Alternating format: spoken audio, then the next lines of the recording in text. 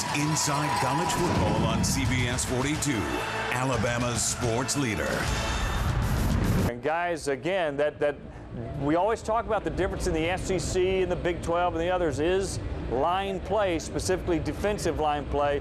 LSU had a ton of it today, and they really flexed their muscle on their veterans that were up there, although they've got some young guys that can play too.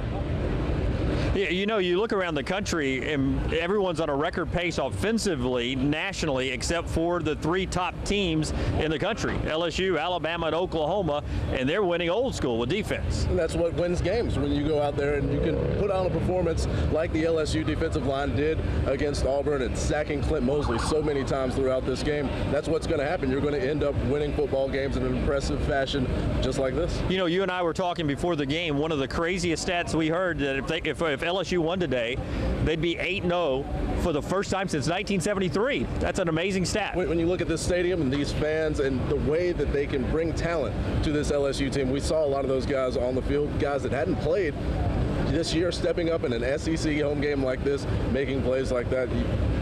How have they not won? How have they not won 8 games in a row to start the season before? Now, we want to give you as much post-game as we can, so we're about to head back to the Auburn locker room. Let's start with Gene Chizik. First of all, a guy that you and I agree on. We like his attitude. He wasn't satisfied coming in here 5-2. He thought they should have been 7-0.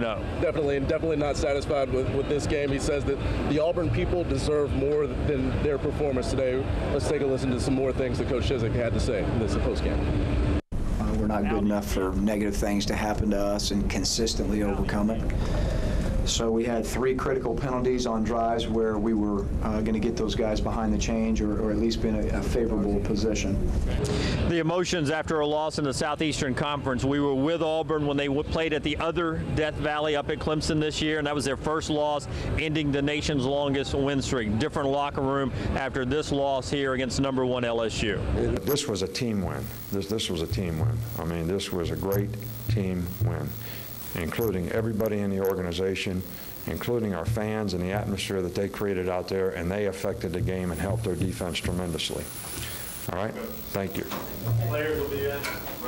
All right, that is Nick Saban at the podium. A very interesting last answer to that, and welcome to Inside College Football. I'm your host, Scott Griffin. Let's get right to the scene of the action outside Bryant-Denny Stadium. That's where our own Jim Dunaway joins us now, and he said it all right there, Jimmy, in that last answer.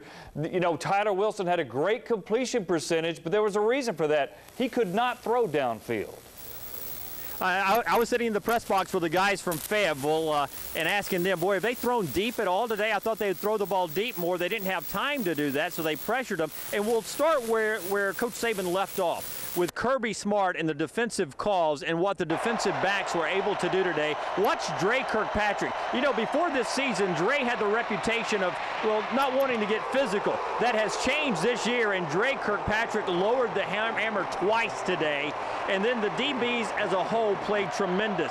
D. Milner staying at home on a reverse that could have went all the way for a touchdown for the Hogs in the third, or at the end of the second quarter. And then, of course, the Daquan Menzie touchdown return off the interception, just well played. For 4 quarters today, the Alabama defensive backs played like Coach said, NFL quality, and that was the difference in the football game to me. They took Arkansas out of what Arkansas likes to do, and that's to throw the football all over the place. Last year when I was in Fayetteville, those DBs were confused. Today in Tuscaloosa, it was the Arkansas receivers and quarterbacks that were confused because the DBs at Alabama outplayed them today, Griff. Welcome back to Inside College Football Postgame. I'm Scott Griffin. Let's go to Bryant-Denny Stadium. Patrick Claybon, Jim Dunaway there. Let's start with the first half, guys. An interesting first half. Bama moving the chains pretty well, but stubbing their toe on some key downs to halt drives. A lot of credit goes to LSU. Some maybe not. What was your guys' thoughts? Well, I talked to a lot of the LSU players on the field afterwards, and they kept saying big-time players make big-time plays. And in this game, you had a lot of big-time players making big-time plays. The problem was you had some offensive players make 1 big-time play, and then the defense would make 3 big-time plays, and when it was all said and done, we had a lot of field goals. Yeah, give and take from the offense and defense for most of the first half. And you got to feel for a guy like Cade Foster. Comes out, misses the field goal. The second field goal kind of chunks the ground a little bit. That one sails wide. as well. Jeremy Shelley comes out, he gets a field goal block. That was the story of the first half, Jim. 3 field goals that didn't go in. That was the real story. The last time Alabama missed 3 field goals in a game, Alabama fans remember it. It was Tiffin missing those 3 at Arkansas back in the Shula years. That was a disappointing loss tonight. You tell me, biggest play of the game in your opinion, what was it? It's got to be Eric Reed in the third quarter. Marquise Mays throwing the ball on the fake. Eric Reed comes up on Michael Williams, makes a great play on the interception. That's going to be at least 3. At least 3. The game doesn't go to overtime at that point. Could have been 6 as well. Yeah. A lot of opportunities for both teams like that, Griff. And, you know, you said here you go back and forth in this one. You go to overtime, and then you get a very bad offensive possession in overtime for Alabama. And when you got the ball first and you go backwards and you miss a field goal, you're going to lose 9 out of 10 times in overtime. Caught up with some LSU players on the field after the big win for the #1 team in the country, and the Tigers were pretty pumped to get the win here at Bryant-Denny. Just talk about the win and how you guys came out and dominated there at the end. It's just a great win for this team. I think our guys, we wanted it bad, and we came out with the win. Talk about that overtime win there. It's crazy, man. I don't know, it's just unbelievable. How big emotionally to get this win for you guys for the rest of your season? It means a lot to this team. We know we're a good team, and we're just glad to show it. Just talk about how you guys came out there and won in overtime. It's because each play we didn't give up. We did not give up. That's an amazing team we just played. Probably one of the better teams of all time, and it feels good to get a win against them. Talk about how tough the defense has played tonight. Amazing. That's an old school fight. 2 great defenses just came out together, and then we just came out to win. And talk about how this drives you for the rest of the season. Let's keep going. It's a W. We're going to celebrate. We got to keep going. Quick, talk about the win tonight. Big time win for us. You know, puts us in the driver's seat. You know, we still got a game next week. You know, but we just looking forward to playing against big time teams and big time atmosphere. You know, I think we stepped up today. Okay, so LSU very excited afterwards. Let's walk through this, okay? Let's go back to the first half, and we'll start off with some pretty good effort by both teams, and then those missed field goals again. So here we go, first half. In the first half, big-time interception by Robert Lester. You started to see Jarrett Lee maybe starting to fade away in the pocket, not as confident in the pocket as he has been throughout this entire season. Trent Richardson out of the backfield, a big-time receiver in the first half. I think he went over 50 yards in that first half.